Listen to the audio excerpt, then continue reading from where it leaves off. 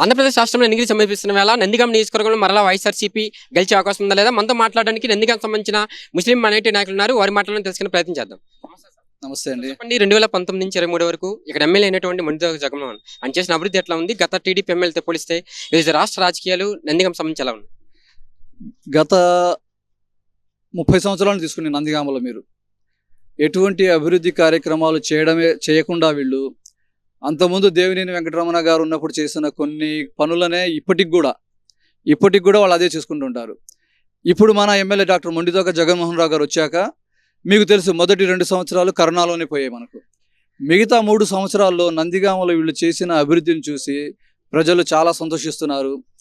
ఎంత అభివృద్ధి చేశారంటే మీరు ఈ 3 సంవత్సరాల్లో నందిగామలో 100 బెడెడ్ హాస్పిటల్ వచ్చింది, కేంద్రీయ విద్యాలయం తీసుకొచ్చారు, ఆర్డీఓ ఆఫీస్ నందిగామలో తీసుకొచ్చారు, ట్రాఫిక్ పోలీస్ స్టేషన్ వచ్చింది. నందిగామలో మన కాన్స్టిట్యున్సీలోనే 2-3 ప్రైమరీ హెల్త్ సెంటర్స్ స్థాపించారు, ఓపెన్ జిమ్స్, ఇలా చెప్పుకుంటూ పోతే చాలా ఉన్నాయండి. ఇప్పుడు సీఎం రోడ్డు 30 సంవత్సరాల నుండి ఎలా ఉందంటే ఆ సీఎం రోడ్డు 2 స్కూల్ బస్సెస్ ఎదురుబదురుగా వచ్చాయంటే అవి ట్రాఫిక్ జామే. అలాంటి సీఎం రోడ్ని ఛాలెంజింగ్గా తీసుకుని వాళ్ళు డెవలప్ చేసి ఈరోజు ఎన్టీఆర్ రోడ్డుగా నామకరణం చేస్తే ఈరోజు ఆ రోడ్డు మొత్తం మీకు కమర్షియల్ స్పాట్ అయిపోయింది. నందిగామలో ఒకప్పుడు కమర్షియల్ స్పాట్ చెప్పాలంటే మనం గాంధీ సెంటరు అటు పక్కే చూసుకునేవాళ్ళం. కానీ ఈరోజు సీఎం రోడ్డు కూడా దానికి ఆల్టర్నేట్గా ఇంకో బిజినెస్ సెక్టర్ అయిపోయింది మనకి ఇక్కడ. ఇప్పుడు మీరు చూస్తున్నారు, ఇప్పుడు వచ్చిన రోడ్డు అదే. మీరు ఫుడ్ సెంటర్స్ వచ్చేసాయి, షాపింగ్ కాంప్లెక్సెస్ వచ్చాయి. అభివృద్ధికి మారు పేరు నవనందిగామ. నందిగామ అనేది ఒకప్పుడున్న పేరు, ఇప్పుడు దాని బ్రాండ్ నేమ్ ఇప్పుడు నవనందిగామ. నవనందిగామని ఇప్పుడు మన గాంధీ సెంటర్ నుండి మీరు గాంధీ సెంటర్ కానివ్వండి, చందలపాడు రోడ్డు కానివ్వండి, ఇటు రామన్నపేట రోడ్డు కానివ్వండి, అంత ముందు లేని విధంగా డెవలప్ చేశాము. ఈ డెవలప్మెంట్ని చూసి మా మాజీ శాసనసభ్యురాలు, మేము ఇప్పుడు ముద్దుగా జాతీయ నాయకురాలు అంటున్నాం ఆవిడ్ని, ఏ రకంగా అరాచకాలు చేస్తున్నదంటే వాళ్ళు మనం ఇప్పుడు Chandalapadu road, Ramannapeta road 2 develop చేసుకున్నాం. ఇది ఒక 4-6-7 నెలల నుండి డెవలప్మెంట్ చేసుకునే వస్తున్నాము. దీని నుండి ప్రజలకు చాలా మంచి స్పందన వస్తుంది. ఆ వస్తున్న స్పందనను చూసి ఓర్వలేక ఎలక్షన్ కమిషన్ నోటికి వెళ్ళి నోటీస్ పట్టి, లేకపోతే కోర్టులకు వెళ్ళి రోడ్లని అసలు అభివృద్ధి చేయకుండా భయంకరంగా అడ్డుపడుతున్నారు. డివైడర్లు వేస్తున్నాం. As a part of the project only మనం డివైడర్లు వేసుకుంటున్నాం. ఆ డివైడర్లు వేయడానికి వీలు లేదని చెప్పి గొడవ చేసి ఆ డివైడర్లను ఆఫ్ చేసింది. ఇప్పుడు మన చందలపాడు వెళ్ళే రోడ్లో డివైడర్లు ఏ కండిషన్లో ఉన్నాయంటే అసంపూర్ణంగా ఉన్నాయి. మేము వేస్తున్న డివైడర్లని కంప్లైంట్ చేసి కోర్టుకు వెళ్ళి ఎలక్షన్ కమిషన్ దృష్టికి వెళ్ళి ఆ రోడ్లని, ఆ డివైడర్లను వేయకుండా చేసింది. ఆ డివైడర్లు ఏ కండిషన్లో ఉన్నాయంటే ఇప్పుడు వెలుతురు లేదు. ఇప్పుడు డివైడర్లు వేస్తే కానీ మేము ట్రాఫిక్ లైట్స్ వేయలేం. ఆ డివైడర్ల వల్ల ఏదైనా ప్రజలకి ఏదైనా జరిగి వాళ్ళ ప్రాణాలకి ఏమైనా ముప్పు వస్తే మా తంగిరాల సౌమ్య గారు రెస్పాన్సిబిలిటీ తీసుకుంటుందా? సిగ్గుండాలండి. రాజకీయాలు చేయండి మీరు, కానీ ఈ విధంగా అభివృద్ధిని అడ్డుకుంటూ మేము ఇప్పటికిప్పుడు ఎలక్షన్లో దృష్టిలో పెట్టుకొని ఆ రోడ్లను విస్తరించేట్లా, ఆ డివైడర్లు ఇప్పుడే ఎట్లా గత 6-7 నెలల నుండి అభివృద్ధి జరుగుతూనే ఉంది, ఆ రోడ్లు వేస్తూనే ఉన్నాము. ఈరోజు మేము డివైడర్ల స్థాయికి వచ్చాము. డివైడర్లు వేసి లైటింగ్ పెట్టి పబ్లిక్కి సౌకర్యాలు కల్పిద్దాం మనం అనుకుంటే అర్ధరాత్రి పూట అక్కడ 4-5 కాపలా పెట్టారు. మేము ఎక్కడైనా ఈ పనులు చేస్తామేమో అని చెప్పి 4-5 కాపలా పెట్టి అదే పని ఎవడన్నా వచ్చి డివైడర్ కోసం ఏమైనా పని చేయడం కానీ మొదలు పెట్టడంగానే ఫోన్లు చేయడం, ఎలక్షన్ కమిషన్ వాళ్ళని పిలిపించడం, పనులు ఆఫ్ చేయడం. ఎంత ఘోరంగా దిగజారారంటే వీళ్ళకి ఏం అవసరం లేదు. ఓట్లే కావాలా వీళ్ళకి. ప్రజలకు అభివృద్ధి జరిగిందా జరగలేదా అనేది వీళ్ళకి సంబంధం లేదు. మీరు తంగిరాల సౌమ్య గారికి, మా ఎమ్మెల్యే జగన్మోహన్ రావు గారికి అసలు మీరు కంపేర్ చేయలేరు. వాళ్ళు కంపేర్ చేయడానికి కూడా ఆవిడకి అర్హత లేదు. చుట్టుపక్కల ప్రాంతాల్లో వైద్యశాల అందిస్తూ తనకంటే ఒక స్థానాన్ని ఏర్పరచుకున్నారు. ఒకవైపు వైద్యునిగా కూడా ప్రజల నుంచి మన్నన పొందుతున్నారు, ఎమ్మెల్యేగా కూడా అదేవిధంగా ఆదరణ వస్తుందని భావిస్తున్నారు. స్వతహాగా ఆయన వైద్యుడు. ప్రజల్లోకి కష్టాలు వస్తే అసలు ఊరుకోరు.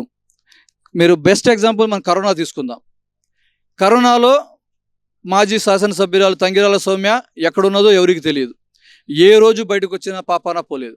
కానీ మొండితోక జగన్మోహన్ రావు గారు ఒక స్కూటీ వేసుకుని ఇంటింటికి తిరిగారు. కరోనా అవేర్నెస్ ప్రోగ్రామ్స్ కండక్ట్ చేశారు. కరోనా హాస్పిటల్ని నందిగామలో తీసుకొచ్చారు. మొట్టమొదటిసారిగా ఆక్సిజన్ ప్లాంట్ పెట్టించారు. ఇది ఆ కరోనాని కంట్రోల్ చేయడానికి. సౌమ్య గారు ఎక్కడున్నారు? మనం ఏ రకంగా కంపేర్ చేసుకుందాం చెప్పండి. సౌమ్య గారికి తంగిరాల ప్రభాకర్ రావు గారిని కంపేర్ చేసుకోవడానికి ఉందా? ఆయన కరోనాకి 2 సార్లు కరోనా బారిన పడ్డాడు. పబ్లిక్ కోసం సేవలు చేస్తూ కరోనాలో 2 సార్లు కరోనా బారిన పడ్డాడు. కానీ సౌమ్య ఎక్కడ ఉంది? ఇంట్లో పడుకుందో, హైదరాబాద్లో ఉందో, లేకపోతే వాళ్ళ బెంగళూరు ప్యాలెస్కి వెళ్ళి బెంగళూరులో ఉందో. ఏం చెప్తారు సార్? మైనార్టీలకు సంబంధించి ఎవరికి మద్దతు పలికే అవకాశం ఉంది? వైఎస్ఆర్సీపీకి ఉందా, లేదంటే బీజేపీ, జనసేన, టీడీపీకి ఉందా? నేను మీకు ఒక వీడియో చూపిస్తానండి. ఒక వీడియో చూపిస్తాను. ఈ వీడియో మీరు చూడండి.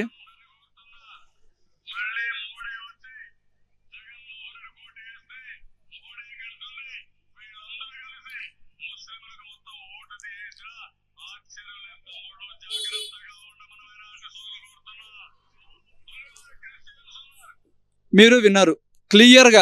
2019 ఎలక్షన్లకు ముందు ఇదే చంద్రబాబు నాయుడు జగన్మోహన్ రెడ్డికి ఓటేస్తే బీజేపీకి ఓటేస్తారు. బీజేపీ గెలిస్తే ముస్లింల జీవితాలతో ఆడుకుంటుంది. ముస్లిం సోదరులారా జాగ్రత్త పడండి, నేను మీకున్నాను, చంద్రబాబు నాయుడు మీకు అండా అని బీరాలు పలికాడు. 5 సంవత్సరాలు కాల, 5 సంవత్సరాలు కూడా కాలేదు. మళ్ళీ ఈరోజు వచ్చి మోదీ గారు మంచివాడు. 2014లో మోదీ గారిని ఏమన్నాడు? ఆయన ఒక పెద్ద టెర్రరిస్ట్, ఆయన గెలిపిస్తే ముస్లింల జీవితాలు నాశనం చేస్తారన్నాడు. ఇవాళ అదే మోదీతో కలిసి మోదీ జిందాబాద్, మోదీ వస్తే అన్నీ వస్తాయి అంటుండు. ఎంత ఘోరం అండి! పచ్చిగా ముస్లింల జీవితాలతో ఆడుకుంటున్నాడు. చంద్రబాబు నాయుడు లాంటి పచ్చి మోసగారి మరొకడు లేడు. ఏ రకంగా ఆయన 2014లో ముస్లింలకు నేనుంటేనే అన్నాడు. ఈరోజు వచ్చి మళ్ళీ అదే బీజేపీతో కలిసి నేను మళ్ళీ ముస్లిం నేనున్నా అంటాడు. సిగ్గుండద్దు? ఎంత అబద్ధాలు ఆడుతున్నాడంటే, ఈ మధ్యలో ముస్లిమ్స్తో మీటింగ్ పెట్టి నేను వెళ్ళలేదు, బీజేపీ పిలిస్తే వెళ్ళింది అంటున్నాడు. అంటే నీకు సిగ్గుండద్దా?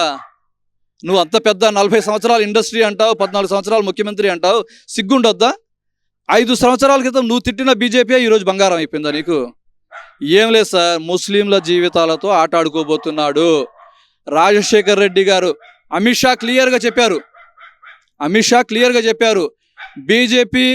బీజేపీ అనుబంధ పార్టీలు ఎక్కడెక్కడైతే గవర్నమెంట్ వస్తుందో అక్కడ ముస్లింలకు ఇచ్చే ప్రత్యేకమైన 4% రిజర్వేషన్లు మేము తీసేస్తాం. అంటే మీరు చూడండి, మా కర్మగాలి ఎవరైనా టీడీపీ గవర్నమెంట్ వస్తే ఫస్ట్ ఇంపాక్ట్ అయ్యేది ముస్లింలే. ముస్లింలకు వస్తున్న 4% రిజర్వేషన్లు కంప్లీట్గా తీసేస్తారు. ఎంత దౌర్భాగ్యం అంటే, ముస్లిం పిల్లలకి కానివ్వండి, ముస్లిం చదువుకునే పిల్లలకి కానీ ఉద్యోగాల్లో వచ్చి ఆ చిన్న 4% అనేది పోతే మళ్ళీ ముస్లింల జీవితాలు మళ్ళీ 10-30 సంవత్సరాలు బ్యాక్ వెళ్ళిపోతాయి. సో ఈ రకంగా ముస్లింల జీవితాలతో ఆడుకుంటున్నాడు ఆయన. మీరు ఇంకోటి చూడండి, ఈరోజు అంతకుముందు కూడా జగన్మోహన్ రెడ్డి గారు ముస్లింలకు ప్రాధాన్యత ఇచ్చారు, ముస్లిం ఉప ముఖ్యమంత్రులు చేశాడు. అంజద్ పాషా అనే 7 ఎమ్మెల్యేలు ఇప్పుడు మనకి ఎంత వస్తున్నారు? మన రాష్ట్రంలో కంటెస్ట్ చేసే ముస్లింల సంఖ్య, ఎమ్మెల్యేల సంఖ్య 7. ఈయనేమిచ్చాడండి చంద్రబాబు నాయుడు? గత క్యాబినెట్లో ఒక్క ముస్లిం కన్నా సీట్ ఇచ్చాడా? ఒక్క ముస్లిం కన్నా మినిస్టర్ చేశాడా? చివరికి కొన్ని రోజుల్లో ఎలక్షన్ వస్తేనేగా మా పిచ్చోడు ఒకడు ఉన్నాడు, జమే షరీఫ్ అని, ఆయనకు తప్పించి ఎవడికి పనికిరాడు. ఆయన్ని తీసుకొచ్చి మండలికి చైర్మన్ చేశాడు. ఆయన మండలికి చైర్మన్ అవ్వగానే ఇక ఖలాస్ ముస్లింలందరికీ బాగు చేశాడు. ఎంత ఘోరం అంటే, ఒక మండలికి చైర్మన్ చేశాడు, అది కూడా కొన్ని రోజులు ఎలక్షన్లు కొన్ని రోజులు ముంచేసి ముస్లిం న్యాయం చేశాడు. ఇప్పుడు ఎంతమందికి ఇచ్చాడు? ఇప్పుడు 3 సీట్లు ఇచ్చాడు. 3 సీట్లు ఇచ్చాడు. అక్కడ చంద్రబాబు నాయుడు అయితే ఏ రకంగా డ్రామాలు ఇస్తున్నాడు ముస్లింల విషయంలో, ఇక్కడ మాజీ శాసనసభ్యురాలు తంగిరాల సౌమ్య కూడా అదే రకంగా డ్రామాలు ఇస్తుంది. నందిగామలో ఒక లాయర్ ఉన్నాడు, అతని కళ కోర్టుల్లో పబ్లిక్ ప్రాసిక్యూటర్ అవ్వాలనో లేకపోతే ఏజీ పీజీ ఏదో ఒకటి అవ్వాలని ఆయన కోరిక. ఒక ముస్లిం ఉన్నాడు, వాళ్ళ పార్టీలో ఉన్న ఏకైక ముస్లిం లాయర్ కూడా అతనే. ఇప్పుడు నీకు ముస్లింల మీద అంత ప్రేమ ఉంటే పెత్తందారులకే నువ్వు ఇచ్చావు, కానీ పీపీలు, ఏజీలు, ఏజీపీలు నీ పక్కన ఉన్న 10 సంవత్సరాల నుండి నీతో తిరుగుతున్న ముస్లింకి ఇచ్చావా? ఇప్పుడు చూడండి మీరు, ఈ 5 సంవత్సరాల్లో మా ఎమ్మెల్యే మొండితోక జగన్మోహన్ రావు గారు మార్కెట్ యార్డ్ చైర్మన్ చేశాడు. మొట్టమొదటిసారిగా ఒక ముస్లిం మార్కెట్ యార్డ్ చైర్మన్ అయ్యాడు. కంచించర్ల మండలానికి ఎంపీపీ చేశాడు. ఎన్నో నామినేటెడ్ పదవులు ఇచ్చాడు, ఎన్నో సర్పంచులకు ఇచ్చాడు. ఇది ముస్లింల కంటే మొదటి నుండి ప్రేమ అభిమానం ఉన్న ఏకైక నాయకుడు మా జగన్మోహన్ రెడ్డి గారు. అక్కడైతే నందిగామలో మా ఎమ్మెల్యే డాక్టర్ మొండితోక జగన్మోహన్ రావు గారు. సౌమ్య ఎప్పటి నుండి ఇప్పటి కాదు, ఆవిడకి నాకు తెలిసి అప్పుడప్పుడు నాకు అనిపిస్తుంటుంది, ఆవిడకి ఎక్కడో ఆర్ఎస్ఎస్ భావాలు కనిపిస్తూ ఉంటాయి. ముస్లింలను దగ్గరికి రానియదు. ముస్లింలు ఆవిడకి ఎప్పుడు అవసరం అవుతారు? ఏదైనా గొడవలకు వెళ్ళాలన్నా, లేకపోతే ఏదైనా ధర్నాలు చేయాలన్నా, ఆవిడకి ఏమైనా ప్రొటెక్షన్ కావాలంటే ముస్లింలు రా అని చెప్పి 4-5 పిలిపించుకుంటుంది. మా ముస్లింలకు కూడా కొంతమంది సిగ్గు లేదండి. వాళ్ళు బీజేపీతో కలిసి ఇంత దారుణంగా మనతో బిహేవ్ చేస్తున్నా ఇంకా అక్కడే అంటబెట్టుకుని ఉన్నారు. ఓపెన్ ఛాలెంజ్ చేస్తున్నాను నేను. టీడీపీ గవర్నమెంట్ వస్తే మళ్ళీ ఈ 4% రిజర్వేషన్ పోతుందని చెప్పగలరా? అమిత్ షా క్లియర్గా చెప్తున్నాడు, 4% రిజర్వేషన్ అనేది ముస్లిమ్స్కి ఎక్కడైతే ప్రత్యేకంగా ఉందో అవన్నీ తీసేస్తాం. ఏం చేస్తారు ఇప్పుడు మీరు? ఇంకా సౌమ్యాన్ని పట్టుకుని డ్యాన్సులు వేస్తారా? మనకు ఉండొద్దా? మన ముస్లిం సమాజానికి వీళ్ళు చేస్తున్న అన్యాయం మనకు గుర్తుండొద్దా? అరుణ్ కుమార్ గురించి ఏం చెప్తారు? ఇక్కడ ఆయన అభివృద్ధి పాత్ర ఎంత ఉంది? అండి, ఎమ్మెల్సీ అరుణ్ కుమార్ గారు మాకు జగన్మోహన్ రెడ్డి గారు ఒక బోనస్గా ఇచ్చారు. నేను ఒక బోనస్ అనుకుంటాను. ఎందుకంటే డాక్టర్ జగన్మోహన్ రావు గారు చేసే అభివృద్ధి పనులు కానివ్వండి, ఆయన చేసే అభివృద్ధికి ఈయన కూడా తన వంతు సహాయం చేస్తున్నాడు. ఇప్పుడు 2 అన్నదమ్ములు అయిపోయారు, 2 కళ్ళు వచ్చేసాయి మనకు. ఒకవైపు నుండి డాక్టర్ గారు ఏ విధంగా అయితే ప్రయత్నిస్తున్నారో, అరుణ్ కుమార్ గారు కూడా ఆయన సాయశక్తులా కృషి చేస్తూ నందిగామని డెవలప్ చేసింది. సార్ 30 సంవత్సరాలు మీరు నందిగామ చూడాల. ఎక్కడో అమెరికాలో, ఈ గల్ఫ్ కంట్రీస్లో ఎక్కడున్న వాళ్ళు కూడా నందిగామలో జరుగుతున్న అభివృద్ధి గురించి చర్చించుకుంటున్నారు. లేకొస్తే మా చెల్లి అంటుంది, సౌమ్య మా చెల్లిలండి, సౌమ్య అంటే మా చెల్లి, ఆవిడకి అంత అనుబంధం ఉంది మాకు. ఒక ముస్లిం నన్ను కూడా అక్కడి నుండి ఎలా కొట్టేసింది. మాకు ముస్లింలు వద్దు, దొబ్బేరా బాబు నువ్వు అంటే నేను కూడా బయటకు వచ్చాను. ఇక్కడికి వచ్చాక కానీ నాకు ముస్లింలకు డాక్టర్ జగన్మోహన్ రావు గారు కానీ కానివ్వండి, అరుణ్ కుమార్ గారు కానీ ఇస్తున్న ప్రిఫరెన్స్ నాకు తెలియలా. వీళ్ళు ఇచ్చే ప్రిఫరెన్స్ ముస్లింలకు ఎంత ప్రిఫరెన్స్ ఇస్తున్నారంటే, అసలు అబ్బా నేను 10-15 సంవత్సరాల నా లైఫ్ని టీడీపీలో లాస్ అయ్యాను. ముస్లింలకు అసలు ప్రత్యేకత లేదు. ప్రత్యేకత అనేది ముస్లింలకు లేదు. కేవలం వాళ్ళకు ఊడిగం చేయాలా. దౌర్భాగ్యం ఏంటంటే మా నాయకులు ఇంకా 2-3 అక్కడ పెద్ద నాయకులే, చాలా పెద్ద నాయకులు, వాళ్ళ అయితే నందిగామలో ఓట్లన్నీ చీలిపోతాయి. అంత పెద్ద నాయకులు ఇంకా అక్కడ పాపం ఊడిగం చేస్తున్నారు. ఎవరు అధికారులకు వచ్చే అవకాశం ఉంది? క్లియర్ కట్గా 100% ఛాలెంజ్ చేసి చెప్తున్నాను. మళ్ళీ మా జగన్మోహన్ రెడ్డి గారు అక్కడ నందిగామలో మా ఎమ్మెల్యే డాక్టర్ మొండితోక జగన్మోహన్ రావు గారు 100% గెలవబోతున్నారు. ఛాలెంజ్ చేసి చెప్తున్నాను. మళ్ళీ మీరు జూన్ 4వ తారీఖు ఇక్కడే కలుద్దాం, ఈ సెంటర్లోనే కలుద్దాం. మనం కావాలంటే సౌమ్య గెలిస్తే మళ్ళీ నందిగామ అభివృద్ధి 30 సంవత్సరాలు వెనక్కి వెళ్ళిపోయిద్దండి. ఆవిడ చేసింది ఏం లేదు. మరీ ముఖ్యంగా సౌమ్య గారికి, మన తంగిరాల సౌమ్య గారికి, మా ఎమ్మెల్యే డాక్టర్ మొండితోక జగన్మోహన్ రావు గారికి ఇంకో బెస్ట్ ఎగ్జాంపుల్ డిఫరెన్స్. ఇందా నుండి మీరు డిఫరెన్స్ అడుగుతున్నారు కదా, నేను ఆవిడకి మా ఎమ్మెల్యే గారికి అసలు కంపారిజనే లేదన్నాను. కానీ ఒకటి మాత్రం మనం గ్యారంటీకి చెప్పుకోవాలండి. అదేంటంటే మా ఎమ్మెల్యే గారిని కలవాలంటే మీరు డైరెక్ట్గా ఆయన ఇంటికి గడప తొక్కొచ్చు. డైరెక్ట్గా మీకు ఎవరితోనూ సంబంధం లేదు, ఏ రాజకీయ మధ్యలో నాయకులు అవసరం లేదు. డైరెక్ట్గా వచ్చి సార్ నాకు ఇబ్బంది ఉంది అంటే ఆ ఇబ్బందిని చిటికెలో తీర్చేస్తారు. అది న్యాయపరమైనది అయితే, లాజికల్గా ఉంటే. అదే మా చెల్లి సౌమ్య గారిని కలవాలంటే నందిగామ వచ్చి ఆవిడికి చెప్పుకోవాలంటే 4 టోల్గేట్లు ఉన్నాయి. ఒక్కొక్క టోల్గేట్కి ఒక్కొక్క బాబు ఉంటాడు. ఏమండి, ఒక్కొక్క టోల్గేట్కి ఒక్కొక్క బాబు ఉంటాడు. ఆ బాబు కింద మళ్ళీ ఇంకో 4 బాబులు ఉంటారు.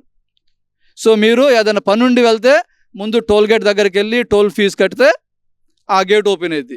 ఈలోపు మళ్ళీ ఇంటి దగ్గరకు వచ్చేసరికి ఇంటి దగ్గర మళ్ళీ చిన్న చిన్న టోల్గేట్లు 2-3 ఉంటాయి. సో ఇన్ని టోల్గేట్లని క్రాస్ చేసుకుని వెళ్తే కానీ మా మేడం గారు హ్యాపీగా 11:30కి దిగుతారు. అప్పుడు కానీ మీరు మీ సమస్యను చెప్పుకుంటే ఆవిడేమంటారు, అయితే సరే ఈ సమస్య అక్కడ సంబంధించింది కదా, నువ్వు ఆ బాబు దగ్గరికి వెళ్ళంటది.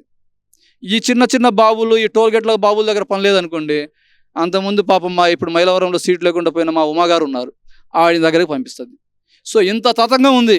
ఒక సామాన్యమైన ప్రజలు నీ దగ్గరకు వచ్చి సమస్య చెప్పాలంటే 4 టోల్గేట్లు క్రాస్ చేసి మళ్ళీ నీ ఇంటి దగ్గర ఉన్న చిన్న చిన్న టోల్గేట్లు క్రాస్ చేస్తే కానీ ఆ పనులు కూడా అవుతాయన్న గ్యారంటీ లేదు. ఆవిడ చేయదు కదా, ఆవిడ చేయదు. నువ్వు వెళ్ళి పని చెప్పినా మళ్ళీ వెంటనే క్యారీ ఫార్వర్డ్, అక్కడికి వెళ్ళు ఇక్కడికి వెళ్ళు అని చెప్పడం తప్పించి డైరెక్ట్గా ఒక్క సమస్య కూడా తీర్చింది లేదు. మీరు మా ఎమ్మెల్యే గారి దగ్గరికి కానివ్వండి, మా ఎమ్మెల్సీ గారి దగ్గరికి రానివ్వండి, ఇలా చేసి పెట్టేస్తారు మీకు. ఇది అతి ముఖ్యమైన డిఫరెన్స్. నందిగామ ప్రజలు కూడా చూస్తున్నారు, వాళ్ళకు కూడా తెలియాలి. మన సమస్యల్ని డైరెక్ట్గా తీర్చే వాళ్ళ దగ్గరికి వెళ్దామా, లేకపోతే టోల్ గేట్ల దగ్గరికి వెళ్ళి వాళ్ళ పర్మిషన్లు తీసుకొని ఆ పర్మిషన్లతో వచ్చి ఆవిడ చేయాలా లేదని డిసైడ్ చేసే వాళ్ళ దగ్గరికి వెళ్దామా? ఉండాలి కదా మనకు కూడా మనం సెల్ఫ్గా చేయాలనే కాన్ఫిడెన్స్ ఉంటుంది. ఆవిడ దగ్గర లేదు అది. ఆవిడని గెలిపించుకున్నా ఉపయోగం లేదు. వీళ్ళని గెలిపించుకుంటే అట్లీస్ట్ మన బాధలు వింటారు, వాళ్ళు చేయగలిగింది చేస్తారు. సో దయచేసి నందిగామ ప్రజలకు నేను కోరుకునేది ఒక్కటే, మనకు ఎల్లప్పుడూ మన తోడుగుండి నందిగామలో ఉండి సమస్యలు డైరెక్ట్గా తీర్చే వాళ్ళని గెలిపించుకుందామా, టోల్గేట్ల పరిపాలన గెలిపించుకుందామా? మీరే ఆలోచించుకోండి. Thank you. సమస్య లేని ఇల్లు ఉండదు, పరిష్కారం లేని సమస్య ఉండదు. బంధాలు గొప్పవి, బాధలు చిన్నవి. మీ సమస్యని మేము పరిష్కరిస్తాం. రండి, మాట్లాడుకుందాం.